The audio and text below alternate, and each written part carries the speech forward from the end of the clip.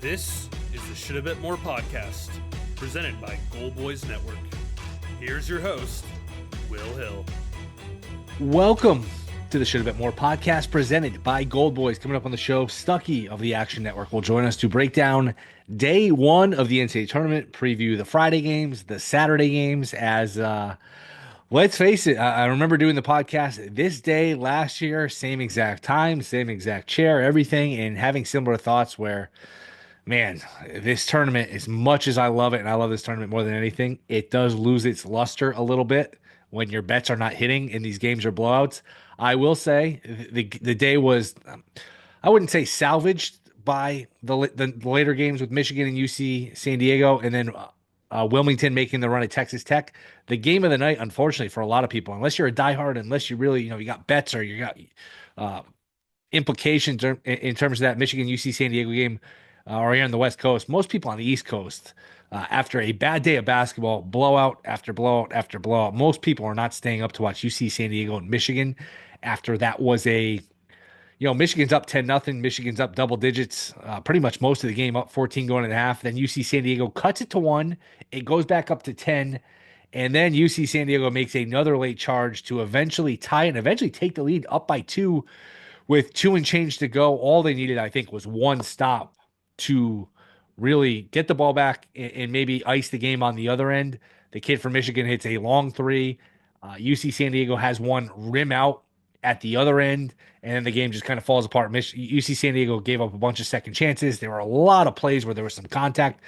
Golden went up. There was some contact. They didn't call it. UC San Diego charged back the other way. There was contact. They didn't call it.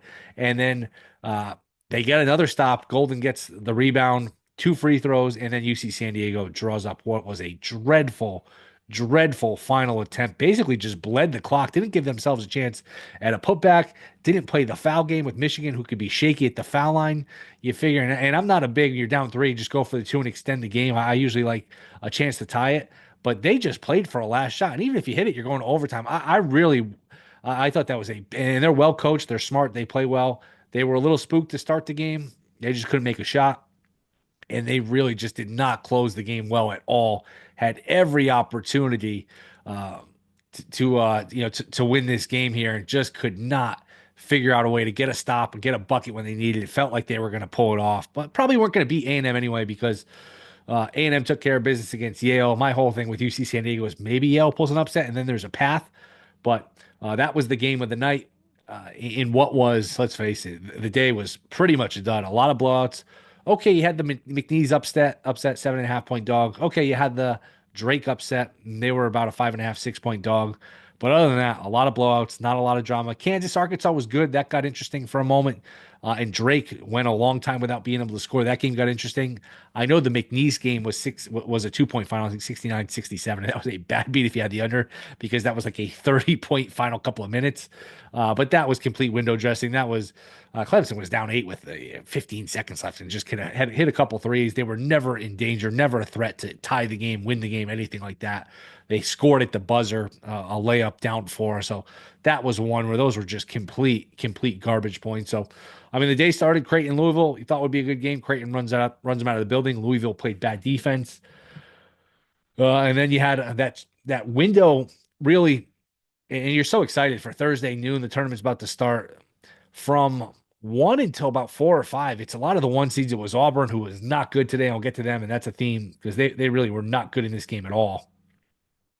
It was Auburn, it was Houston, and it was Wisconsin. It was 2 1 seeds and then a 3. None of those games were competitive. BYU, VCU thought would be competitive. BYU wins that game and wins it pretty comfortably. That game was never really in doubt. Had a double-digit lead in the half. VCU didn't really threaten in the second half. Gonzaga, Georgia, that was one. The first score I saw was 14-0 Gonzaga. And by the way, my picks were not good. I liked Georgia in that game. Some of the things were right in terms of like Omaha team total under, SIU team total under, but for the most part, my reads were not good. I did not have a good day, which again takes away the luster of this tournament when your bets are not falling, when the shots are not dropping. Man, you can fall out of love. You can fall out of love quickly with this tournament for sure. But yeah, the first score I saw was Gonzaga 14-0. Then it was eventually 24-3, 27-3. Really just that game was never competitive. And then you got into the night slate where A&M pretty much led throughout. Again, Arkansas, Kansas was decent. That had its moments, and good for Calipari. I know Calipari, for whatever reason, I know these guys, they all come off Calipari, Patino, which it does set up a great second round matchup just in terms of the coaches, guys who've had a long history together. Some of these older coaches, they do come off a little bit as used car salesmen. But Calipari's likable. He's good with the media. He's got a little charm to him. He can make fun of himself. He's got a good personality, and he got not run out of Kentucky, but just he got sick of Kentucky. They got sick of him. Couldn't win a first round game, and then he goes to Arkansas, and they were dreadful in the beginning of conference play. They didn't win a conference game for a long, long time.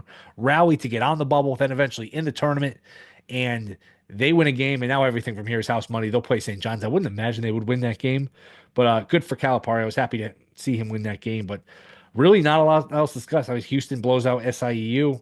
We mentioned BYU. Tennessee, Wofford, nothing to discuss. Tennessee moves on. They don't cover, but they win. A&M wins. They cover. Drake wins that game. UCLA, Utah State. UCLA wins by 25. The Mountain West continues to be an embarrassment. Omaha looked like they might give us a game for a minute. That was up. They were up 7-0. Patino calls timeout. He's furious, but that was quickly tied, and then St. John's is up 5.5, and then St. John's, which is continuing to be a theme. St. John's just runs these teams into the ground. They're just in good shape. They're in good condition. Patino's a taskmaster kind of coach, and they smothered Omaha. And that going from the Summit to what St. John's provides at the Big East with their physicality is just no match. So kind of a disappointing day, but again, I remember doing this show last year and it was a disappointing day. Then Friday, we got a really good day. We got buzzer beaters. We got Yale upsetting Auburn. We got a number of close games. So this tournament usually doesn't stay bad for long. So that's the hope for going into Friday, is that the worm begins to turn. I know the Friday games aren't correlated to the Thursday games, and there's nothing written in stone that we don't get 16 more sort of duds here on Friday, but chances are usually this tournament delivers more often than not. So hopefully we get some good games here. Coming into Friday, we start Baylor, Mississippi State, little after noon Eastern. Bama, Robert Morris. None of those games really do much for me. Iowa State, Lipscomb, Colorado State, Memphis, and then Duke, Mount St. Mary's. So it's not a great afternoon slate. 3:00 Eastern, Vanderbilt, St. Mary's. That could be a good game. That should be interesting. I like St. Mary's. I don't love laying points with them, but I do think they have some advantages over Vanderbilt. I would look towards laying it with St. Mary's tentatively. If you could throw it in a money line parlay, that'd probably be the ideal way, because I do think they'll win the game. They don't win with margin. They play slow. It's like watching paint dry with that team. That is not a fun team to watch, but they rebound. They out-rebound you. They out-possession you. They just get offensive rebounds, defensive rebounds. They turn you over. They don't turn it over. So I could see them grinding out, 64, 60, 66, 60 type of win. So they'll make those free throws at the end too. I don't love laying points with that team, but I am pretty confident they're going to win. Ole Miss, North Carolina, 4:00 Eastern. That's a decent game. Would lean towards Ole Miss, and boy, that was a beatdown, an absolute beatdown. North Carolina put on San Diego State on Wednesday in the play-in, and that was just boy. You think about expanding the tournament, and I think it was somebody on Twitter, I forget who. Somebody on Twitter, Dan Wolke, I think, he said, man, we're going to expand the tournament. That means putting in 8 teams that are worse than San Diego State. San Diego State didn't look like they belonged in the NIT. Forget the NCAA tournament. So North Carolina looked good, and which you feel like that happens a lot. These teams, we scream and yell they don't belong in the tournament, and they come out and they win by 30 or win 2-3 games. And not that justifies their appearance, but it does make you think twice. All right, there is something with this team. But I like Ole Miss. I think Ole Miss is better coached. You're getting a couple of points. The line has moved towards North Carolina. If you've noticed, these line moves have been pretty good. The market loved Gonzaga. That went all the way up to 7.5 from 5.5. That moved a good couple of points pretty late. And obviously we saw what happened in that game. So we'll see. Would like Ole Miss in that game. Grand Canyon, Maryland, I mentioned I like the points there. Grand Canyon can get you into foul trouble. Maryland is thin. Maybe we'll get some juice there. So the early games Friday, not much going on. That middle slate is decent with St. Mary's, Vandy, Ole Miss, North Carolina, maybe Memphis, Colorado. That could be a pretty good game. And then we'll see what Grand Canyon provides. Then you go to the night slate, Florida, Norfolk. Probably my favorite bet of Friday slate is Florida laying the points. I think Florida will absolutely destroy Norfolk. They're going to win that game by 40. Here's the thing with this game. Let's just say bet $100 a game. You could bet a little extra on this game because the first score you're going to see on this game is going to be 12-3 Florida. You're going to get a better number on Norfolk in game, so you could bet big on Florida and then come back on Norfolk with a live number if you'd be so inclined. Not a bad way to play it. Troy, Kentucky, don't have a feel. Marquette, New Mexico. I'd only look towards Marquette just because of how bad this Mountain West has been. Arizona, Akron, I think we'll get 1,000,000 points there. I would look towards an over.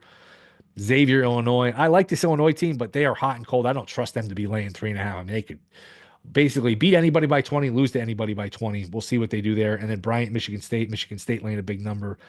Don't have anything there. And then Oregon laying 6.5 to Liberty, playing a semi-home game. It's a lot of points. Altman's a good coach, and they're playing home, so that to me, that's a stay away. I ever so slightly lean towards Liberty, but that's not a great spot for them, and I'd worry about Oregon kind of pulling away late. The Saturday games, and I've said this for years, the round of 32 is often the best blend of some Cinderellas, weird matchups, weird conferences, good games. You kind of weed out the 16s, the 15s that don't belong, and that's when the tournament is really, really good in terms of every game. Not in every game being close or whatever, but all the matchups are interesting. Starting Saturday, A&M laying 1.5 to Michigan. I really like A&M in that spot. Auburn laying 8.5 to Creighton. This opened 10.5, which to me was crazy. I still think the 8.5 is heavy. Auburn has not played well here. They lost 3 out of the last 4. Then they were sloppy against Alabama State on Thursday. So I would still take the 8.5 with Creighton. I would not be shocked if Creighton beat them. Another game I like the points with is McNeese getting 5.5 against Purdue. That team's playing a little house money. That team's good. That team's good. And what an awful performance that was by Clemson in that first half. The second half was window dressing. They're down 31-13, 13 first half points for Clemson, 31-13 at half. Just incredible. Houston laying 5.5 to Gonzaga is a great game. I don't have a feel for that one. Nothing I'm interested in betting. We'll see if Stuckey has anything on that. Wisconsin, BYU. Wisconsin laying a point. That's a fun one. Drake laying 7.5 to Texas Tech. That's an interesting game. Then you have Tennessee laying 4.5 to UCLA. St. John's laying 6.5 to Arkansas. I'd probably take the points. I know St. John's is just insane right now, but you're going to start to get these teams that are a little more physical that can hang with you a little bit.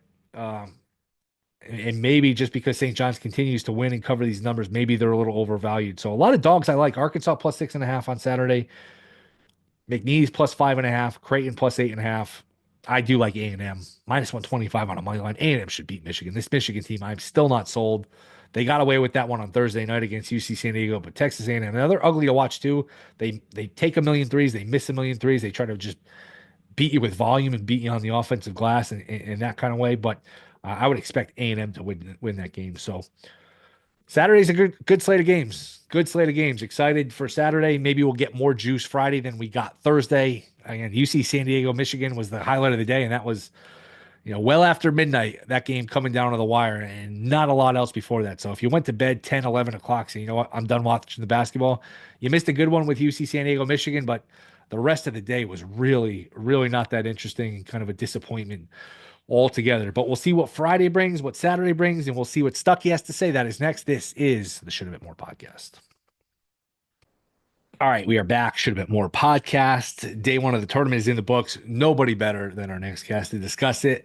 The Prime Minister of Degenerate Nation is the great Stuckey from the Action Network. Stuckey, day one in the books, man. How's it going? How you doing? Good, brother. I got crushed today. I also had this is usually my Christmas. It's one of my favorite days of the year. Supposed to go out, uh, enjoy the night. Lexington was, popping off because tournaments here, and I think I got food poisoning. And spent half the day on the toilet. I never had food poisoning before. It's the only explanation I have. I ate some sushi that I kept out. My wife walked in on me and she was like, "Did we win?" I was like, "Win what?" And she was like, I don't know, the game that you were sweating." And I was like, I didn't win a single game today." She was like, "Not one?" I was like, "No, not one." If people follow me on the app, I got some UCSD on the open. That's like the smallest part of my bet. So I had most of my bet at like 2.5. And I'm just devastated that the Tritons are out. But yeah, it was a rough day. Most of I can't even point to like, oh, this was 3-point variance, or this was like a bad beat. It was just had some bad calls. Happens. Misery loves company. It did not go well for me either. And What'd you have? man, where do you want to start? Um, UC San Diego is one that really got me. A lot of my stuff would have been forgiven. I mean, I had Yale. Idea. I had go through all the pain here. I had Yale. I did get Houston team total or the SIU team total under. Um, That game died in the second half. that game sure did. In the first half, it got home. I actually laid it with Auburn and then double down second half. I thought they were going to pull away. So I had my fair share. I had Georgia. I had some rough I ones. had I had some Georgia. rough ones. But I was going to forget. It was all going to be forgiven because I have San Diego. I had San Diego in the Final Four. I thought Auburn's vulnerable, whatever. I'm not usually too loud during this game. I got up on my feet when they were up by two. All I need was one stop, maybe get the ball back, get to the foul line, get a score, ice the game. They gave up a three, then one rims out, and then they couldn't get a rebound. Just everything that could have gone wrong in the last 2 minutes did, and it's just man, crushed me, absolutely crushed me. Yeah, I love that team. And everybody who said these are accountants versus a Big Ten team, they ended up being right. Tate Jones, it wasn't a great matchup for him. He had an awful, awful game. There were some questionable calls, Yes, very questionable calls. Also, there was a Michigan three where they stepped out of bounds, but I think he was like a minus his plus minus in that game. He was like a minus 18. One of the best mid-major players in college basketball this year that not a lot of people saw, and I hated to see it go down like that on the biggest stage. That team was so fun. The thing is, though, is that they were running. It was my biggest fear in the game, is they were running so well from three over the past month and a half, and Michigan has shot like, I mean, Michigan, they can't really shoot, but they've been shooting like 28% for the past 2 months. And they were like a really good three-point shooting team over the first couple months. It was like that was my fear, and it happened. I mean, UC San Diego couldn't make a three. McGuy almost brought him all the way back oh, single-handedly. They took the lead. I thought they were going to me win. too, me too. I was like, I this think is if they got a stop, I think if they got a stop when the Michigan hit the three, when if they were up Donaldson two did with the that ball, I three. think they would have Yeah, gotten it. Donaldson three was Nails. a killer, and yeah, you got to give credit to Michigan. I mean, they just win every game like this. Yes. So yeah, you got to give credit to them. I Horrible last possession, by the way. My goodness. Oh, you're just gonna bleed the clock down and hope for a three at the buzzer. Michigan doesn't shoot free throw wells. You only give yourself one chance. It was a bad look. Hated that last possession. yeah, I guess and the other, like you're hoping for the other thing, like you had two of your starters were fouled out, so like you're hoping to just tie it, and then go to overtime at best case scenario. Like I disagree with that. Like you're running out of players. So that was unfortunate. I do hope A&M wins, because I think A&M can give Auburn a better fight than Michigan can.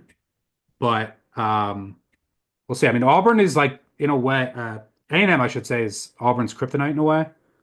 Buzz Williams sits on the sidelines, like calls out their plays. And then what are the two biggest weaknesses of Auburn? You can offensive rebound against them, and they foul, and that's like basically how Texas A&M makes a living. So I think Buzz Williams is like 5-1 or 6-1 against Auburn. So I hope that A&M wins, and A&M it's a decent matchup against Michigan, but that game should be pretty close throughout. But Auburn is like, what is Auburn doing right now? That is the question. Like, are they just sleepwalking and they just know how good they are because they've been doing it for 2 weeks? Or is it just like, are they going to get picked off here eventually? They're an interesting case study right now. That was my second question for you. Level of concern with Auburn because they lost 3 out of 4 to end the season. They're up like one like with a minute left in the half with Alabama State had the ball. I was like, man, is Alabama State first half money line going to get here after Auburn was up like a dozen? Are you a little concerned? Would you be a little concerned if you're Auburn that once you turn that switch off, it's hard to get it back on, or is this just hey they can shake off the cobwebs and they're still cream of the crop? I wish I knew the answer. Yeah. If I did, then I would know what to bet for the next couple games with Auburn. But yeah, I'm a little concerned for sure. I think that if you're gonna buy Auburn, like this is probably the spot to do it against Creighton. It was the Louisville game plan was very bizarre. They just like were trying to stop Kalkbrenner at all costs and then let everyone else just beat them. And credit to Creighton shooters for going bananas from three. But Auburn doesn't have to do that. And like Auburn can actually match up with Kalkbrenner inside, take away their shooters. So, and then like just the matchup on the perimeter is such an advantage for Auburn. So if you believe in this Auburn team, like, and you think that if there was ever a spot where you're like, you're going to get their best effort, it's like you struggle down the stretch. You're barely beating a SWAC team at the half.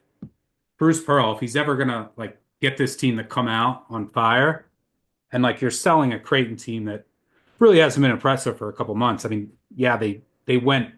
It was an impressive win. Don't get me wrong, but they went bananas from three. It was a bizarre Louisville game plan. So it Sure would be was. Auburn or nothing for me. But yeah, you have to be a little concerned with some of the things you've seen over the past couple weeks. Yeah, well, you mentioned the game plan. I thought the same thing. I thought they played some terrible defense. I mean, you can't just let Ashworth get. I mean, he's going to shoot from wherever. They were sagging off him, and then they're acting surprised when he made some shots. I thought it was a bad game plan by a Louisville team that's usually pretty well coached. Yeah, great. The Friday games. What are your, I'll say, three favorite bets here from this Friday slate? I'll give you some fades after today. So let's see. I think that the Bryant Michigan State game has a lot of parallels to what we saw in St. John's Omaha tonight. So I'd like Bryant first half because I think they can hang for a half, but I think that they're eventually gonna get run out because they're just gonna try to play Michigan State's game. And one of the biggest what have we seen from Michigan State all year for the most part is they'll have like lulls in the first half, right? And then their depth just wears down. Big Ten teams, right? Michigan State, I think, is top 10, 15 in bench minutes in the country. Don't quote me on that. Brian is like 300 and something. So like the depth disparity in this game is massive. But I think that Brian can hang for a half. So I do have some Bryant first half. Let's see, what else do we have? Let me pull up the card. While I'm doing that, do you have a bet for tomorrow? And I'll tell you if I like it or not. I I love Florida tomorrow. I think that's one where I would never say over bet, but that's one where you could. I suggest maybe you bet a little extra because laying 28.5, I could picture a scenario where the first score you see if you're not paying attention is like, 14-4 Florida, and then that in-game number is like 32.5 or 33.5. You could probably get a better number at some point in game with Norfolk State. It reminds me a little bit of UConn Stetson from last year, where I know it gets a little. You get a little nervous with these 116s, or maybe Florida pulls the starters and Norfolk plays hard, and Florida's got a game to look forward to, and maybe you get a backdoor that almost happened with Houston today. But to me, this has 101 to 58 written all over. And I actually, it's chalky, but I would lay the 28.5 with Florida in a heartbeat. Yeah, I mean, in that particular matchup, Norfolk's going to run their zone. And what does that leave them vulnerable to? Offensive rebounds. It's like one of the worst defensive rebound teams in the field, if not the worst. And you're going up against Florida, who can just dominate in the offensive glass. So even if Florida has an off shooting night, they're going to get so many easy putbacks and buckets. And the thing you fear with like a big dog like that is they make too many threes. Norfolk is allergic to threes. Like they don't shoot them at all because they know they can't make them and they can't.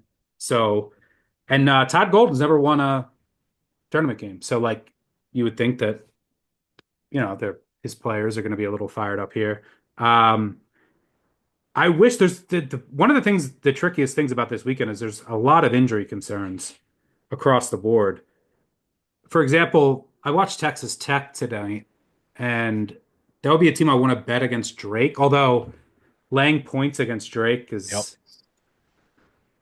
not something that anyone should enjoy doing. But Texas Tech didn't, and I have a lot of Texas Tech futures, and I have Texas Tech in every one of my brackets. All my bracket pools that I entered, I had Texas Tech winning it all by high stakes bracket pools.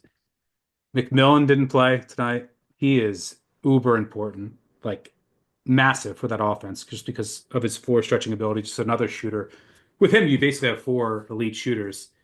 And then Williams didn't look right. Like he just wasn't moving as well as he normally does. So I have questions with how healthy Tech is. I'll probably pass there, but like Iowa State, another team that I think if they were fully healthy and I knew everything was set, I still might bet them tomorrow against Lipscomb. They're the type of team that just would athletically and physically overwhelm Lipscomb, and they'll just blow up their offense. And they won't let like Lipscomb can shoot. Yeah, I mean they're the type of dog that they don't turn it over. They'll get back in transition. So like, they had some things going for them against Iowa State, but I just don't think that they'll be able to get into their offense. So, but there's the question with like what's going on with Iowa State, and obviously they're not fully healthy. Um, I do like a little Memphis. Memphis is a dog. Like I think that they should be favored here, but again, Tyrese Hunter, they're not fully healthy. But if you look, I mean, Colorado State's been on fire. Nick Clifford is amazing, but over this 10-game winning streak, basically since Valentine's Day for Colorado State, they've shot over 45% from three. Teams are shooting like 28%. A lot of it's three-point driven. And if you look at Memphis, their metrics are kind of suppressed because they're like the Steelers of college basketball. They don't, they'll play like a bad team. They'll be laying 8, and then they won't show up and they'll lose, or they'll win by 1 or 2, and then they'll step up in class and they're so good. Like if you look at against the top 50, I think Memphis is and top 50 in the country. I think Memphis is like 28th. Colorado State's 165th in the country. So like I think their ratings are a little warped based on what Memphis does. And Colorado State's going to keep them out of transition, but Memphis is actually more efficient in the half court. So I don't know. I think Memphis should be a favorite there. Free throws worry me a bit. Like Colorado State doesn't miss. Dane Danger has forgotten how to make free throws. Probably could be a close game. Um, Here's a scary one that I'm probably going to bet, and I'm curious for your thoughts on. Ole Miss. Would, So, would as lean a on miss just because the coaching. well, coaching's part of it, but so the college, just the pure college basketball fan of me says, don't bet against North Carolina right now, right? There's always the team that gets in that shouldn't have been in that goes on a run. And that feels like North Carolina, right? Like it feels like they're going to go on a run. But they're favored over Ole Miss here. I mean, this is a team, like if you just take, like, if we filter for top 50 teams, like North Carolina is like 70th in the country. Ole Miss is like 20th. So, but UNC's legitimately better. Since like the start of February, they tweaked their lineup. Their younger guys are playing better, but they're also shooting 45, 44% from three. Opponents can't make a three. And why I think that's like part of what's driving their rise in all of, the analytical ratings is their 2-point offense and 2-point defense has gotten worse. So I'm not a full believer. And look, what have we seen from UNC all year? Like they beat the teams that they should beat. They struggle when they step up in class. I think that we can consider Ole Miss stepping up in class. Ole Miss will keep them out of transition. Ole Miss does force you to work in isolation, and UNC is elite in that aspect, which does worry me a bit. But they'll also keep you from getting to the basket. That's like where UNC wants to make their hay. But they're going to get their shots from three. If they shoot lights out again, I'll tip my cap. But the better in me says and my numbers, I have to bet Ole Miss here. The college basketball fan in me says like it just feels like UNC is going to go on a run. What are your thoughts there? I like Ole Miss. I agree with a lot of what you said, but I was just like you. I was surprised to see the minus sign with North Carolina in front of it, and it's gone up to 2.5. And man, if you've noticed, these moves have done pretty well. Like Gonzaga got steamed up, and they covered easily. Louisville got steamed up, that didn't. So I mean, take that for what it's worth. So I don't know. I would take Ole Miss in that spot. I just think they should probably be closer to a pick, I would gladly take the 2.5. And we've seen how the numbers matter. I mean, UC San Diego, Michigan mattered. Some of these totals, the numbers mattered. What are your thoughts? Another number that's moved. UConn is all the way up to 5.5 against Oklahoma. I think you're paying a major, major tax for the UConn uniform brand for Hurley. I think they've got some major issues defensively. I like Oklahoma in this spot. Do you have any feeling on this game? Yeah, I like Oklahoma too. Little scared about the battle on the boards. Like, oh, Connecticut is going to dominate the glass on both ends, but I do think there's just so many paths for Oklahoma to score. Like number one, this UConn defense, like I don't trust them to lay, close to two full possessions against a competent team that's been playing well and that's played well on neutral courts with a coach who's done well in this setting. Like we can talk about Hurley, we can talk about their staff, and the UConn staff is as good as it gets. Not going to take anything away from them, but you got to give credit to Porter Moser too. In this like neutral courts all year, they've been great. The last two times he was in the NCAA tournament, he's been amazing. Good point. UConn cannot defend anyone. They can't contain the dribble. They don't turn you over, and they foul all the time. That is just a deadly combination. And Oklahoma lives at the line. They have guys who can penetrate. It is just scary because I know that UConn, like Oklahoma's not going to get any second chance opportunities. They're not, and UConn's going to get so many offensive rebounds. That's what's scary. So like the easy points. But yeah, I think this line is inflated for sure. So I'll probably be on Oklahoma. By the way,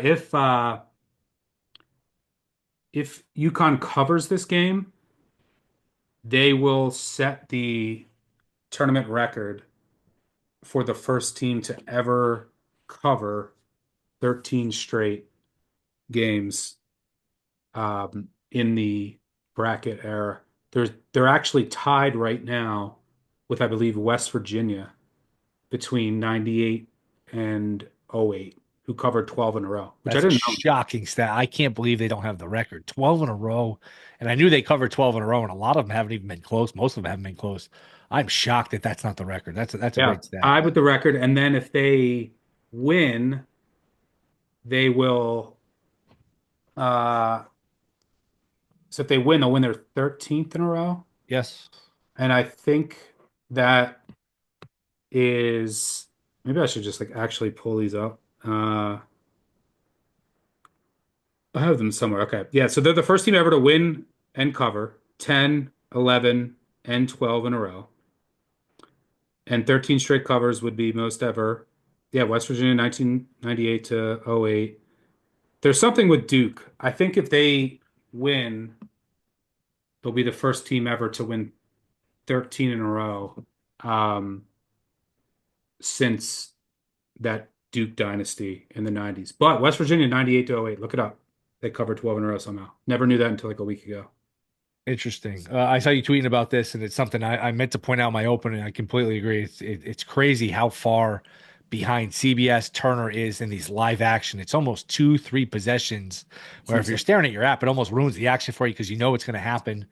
Why do you think this is? What do you think the solution is? Any betting angle in terms of like that you suggest, like, hey, be very sure, like only bet during TV timeouts, that kind of thing. What's your takeaway on this whole delay? Yeah, be careful when you're live betting, is the first thing that I'll say. I don't know the solution. I mean, the solution is just take away the score bugs. The most people are, or like most people are watching the tournament have a phone or have access to multiple screens, right? Maybe you can pop it up if it's like, hey, go to True TV, right? This game's close. Like I get that's probably why they do it. But yeah, like if there's gonna be a delay, number one, be careful when betting. But I don't understand. I remember as a kid, like in high school when I was betting, this is when you would have like a one smaller TV. There wasn't True TV. There wasn't TBS, TNT. CBS, all CBS. It was just And CBS. you'd hope to God that they would switch the game you wanted or whatever. Yep. And I do remember, I don't know, maybe this wasn't when I was in high school, maybe it was in college, but I remember, I think it was when I was in school, they would have the scores up. But growing up in my house, I would have a TV small enough to where I would take a newspaper and then I would tape the top because I didn't want to see what was going on. Um, and like that, we shouldn't have to do that. It's crazy. And the delay is insane. For live betting, you pull up any scores app, pull up the action app, you're like, oh, okay, they score here. And Yes. it's miserable to know.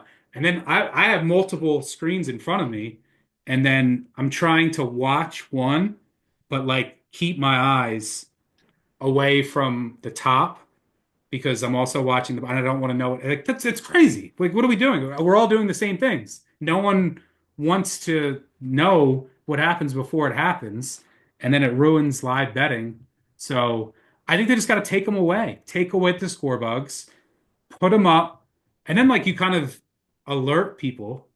Maybe like, hey, and like when it pops up, you can pop it. Like I think that's the only solution because I don't know. I don't know why there has to be such a delay.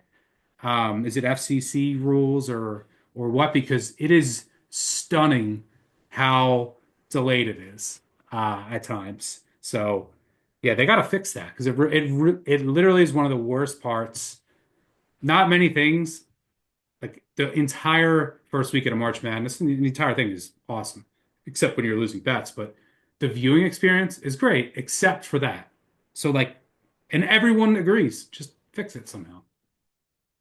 Last couple here. When you're feeling better, assuming hopefully you'll feel better tomorrow on Friday here. What is the Stuckey routine for watching these games? Because friend of the show, Jeff Schwartz, I do the Fox Pod with. He actually, I think he said he watched the March Madness with you once, and he was amazed at your stamina in terms of being able to bet, have beverages, and just be a functional human being. I think he was stunning. Jeff is like 6'6", 300-something-pound guy, played in the NFL, but he was stunned with your stamina. He was very impressed. So what is your routine? Where do you watch? What do you eat? What do you drink? What's the Stuckey routine here during the tournament?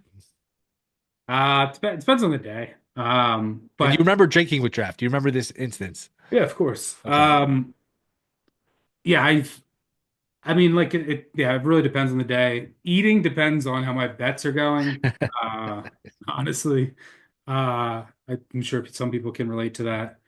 Uh, yeah, I mean, sometimes I I will go to the bar. If Kentucky's playing, like tomorrow, Kentucky's playing, we'll go to the bar. I kind of like Troy, by the way, plus 11 and a half. The shot making disparity in that game is stunning, which is just so scary because like you're gonna have Troy chucking it up and they make 30%. Kentucky's gonna chuck it up and they make 38%. How healthy is Butler's a key? Whatever. Stop rambling. Um, yeah, so I mean, basically it's either my couch by myself, isolation, and from, noon. And I get a lot of peace in that from noon until 1 in the morning. And then I eat, and then I'll start handicapping the next day's games. Like right now, I got to go eat. I got to take a nap because I'm just not feeling well. Take like an hour nap, handicap tomorrow's games, do some contest stuff, put bets in, watch the market all morning, do it again, probably go to the bar tomorrow night. I don't know, might sleep like 3, 4 hours this weekend. Because we're coming to the end. I mean, I see the light at the end of the tunnel. Been doing this since July for college football prep. And then once it hits April, like it's a relief. And I don't have it. I mean, I'm getting older, man. I would go right into just grinding baseball and tennis. I don't have that in me anymore. I have to take a break. I mean, I'm married too. I got to spend time with my wife. I have to go on vacations with her. But yeah, it depends on the day.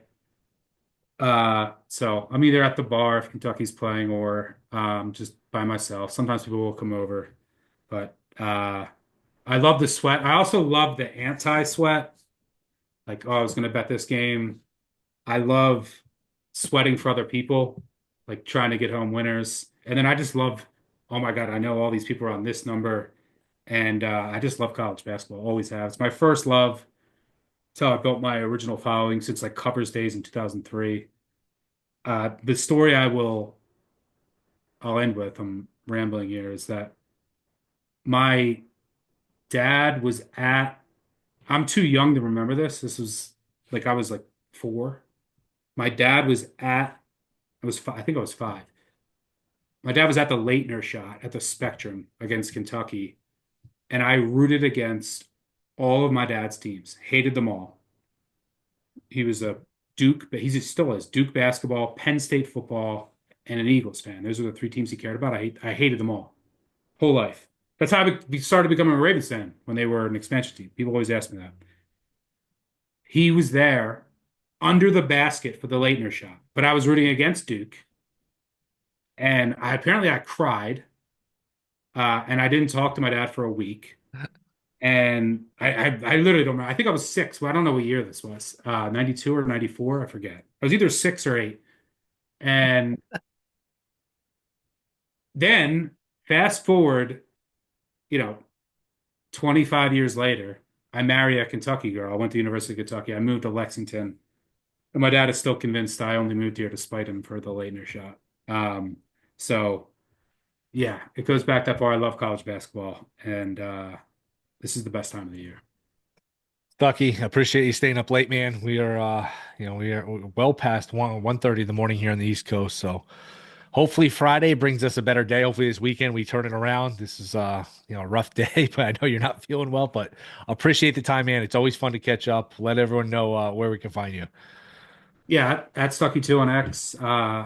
Same with the Action Network app. Big Bets on Campus podcast, Action Network podcast. Be back. We'll have stuff for the rest of the month. And before you know it, we'll have football previews on Big Bets on Campus. I get so stressed right now. Like everything is getting harder to bet. Like I think the craziest thing is look at the college basketball market this week. You talked about like some of the moves, like, oh, Gonzaga went from 6 to 7. Some of the moves, I mean, I think it opened 4.5 to be fair. But the moves that you just look across the board, compare that to 15 years ago. The openers were so bad. And like the market is so much more efficient. And everything is so much harder because you have teams that are basically starting over every year, trying to figure out college basketball. And then I'll have people that I know are college football specialists, and they'll be like tweeting about, oh, this team has a uh, a spring practice. Who do I always see? Brad Powers will tweet about that. Or like, here's how many. I'll see people saying like this team's bringing. I'm like, dude, please stop. I cannot think about college football right now. But I know other people are on top of it, and this is a year-round gig. It's very stressful. Like, just let me enjoy the tournament. I don't need to hear about anything else. But yeah, Big Bets on Campus, Action Network podcast, Stuckey2 on X, and yeah, that's about it. Appreciate it, man. Good luck this weekend. We'll do it again soon, hopefully. Thanks, brother. All right, rate, review, subscribe. Appreciate Stuckey coming on. Enjoy what is the rest of round 1 and round 2 of the NCAA tournament. By the time we talk next Monday, we'll be down to the Sweet 16. So rate, review, subscribe. See you Monday.